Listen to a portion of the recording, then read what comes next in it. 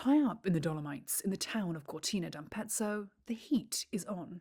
The famous Italian ski resort is preparing to co-host the 2026 Winter Olympic Games, but there are concerns it won't all be ready in time. The town is up against a March deadline to complete a sliding centre for athletes booked in to test it for the first time.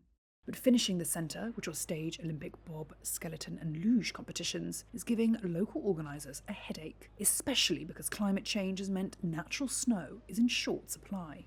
But despite the risk of losing the sliding events to the US's Lake Placid, which has been designated as a long-distance backup, Mayor Gianluca Lorenzi is staying positive. There are backups for everything, but it's not worth taking them out. As of today, the plan B for the bob races does not exist because it has been made clear the sliding centre is being built here. Although the International Olympic Committee had suggested using existing venues in neighbouring countries, the Veneto region and the national government ultimately opted for a full rebuilding of Cortina's Eugenio Monti track. Named after an Italian bobsleigh racer who won 2 silver medals at the last Winter Olympics held there in 1956, the revamped site has an estimated cost of $123 million. But critics argue it risks being a white elephant. Here's activist Marina Menardi.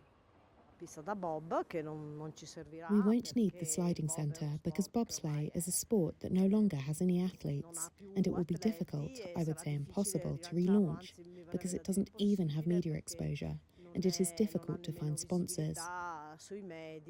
There are about 20 or so bobsleigh athletes and another 30 or so between luge and skeleton, so it's a sport that will have no future, and we will be saddled with it.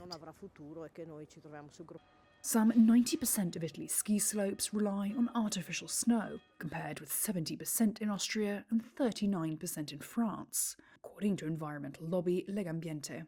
Preliminary research from the IOC has warned that only 10 nations will be able to host the Winter Games by 2040 due to climate change.